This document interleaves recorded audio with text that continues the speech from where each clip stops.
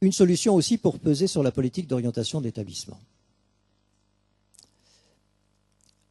Et là, on ne va pas faire de grands discours, on va juste regarder un tableau que j'ai tiré de repères et références statistiques.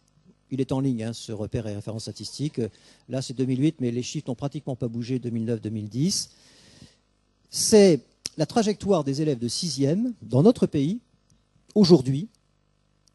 Les élèves de 6e qui sont entrés en 6e à la rentrée 95. Que sont-ils devenus en fonction de l'origine sociale de leurs parents? Apparemment, la transmission par Internet a perturbé un tout petit peu mon PowerPoint. Voilà.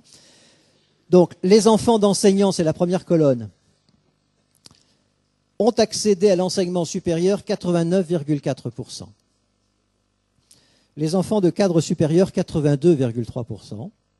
Les enfants d'ouvriers qualifiés, 42,2%.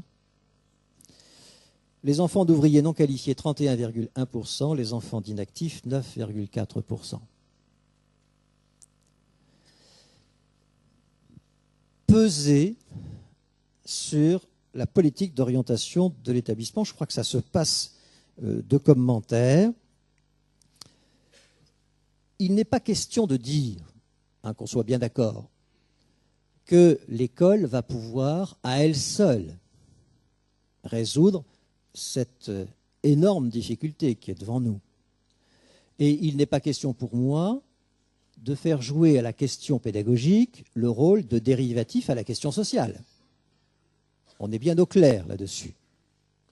Mais on sait aussi, et heureusement, sinon on ne serait pas là, que l'école n'est pas pour rien, et ça a été dit tout à l'heure non plus, dans la fixation de ces inégalités, parfois même dans l'aggravation de ces inégalités. Et faites confiance à l'inspecteur général que je suis pour vous dire qu'à situation, toutes choses égales, identiques, deux établissements peuvent avoir des politiques pédagogiques différentes qui conduisent à des politiques d'orientation différentes, avec les mêmes publics.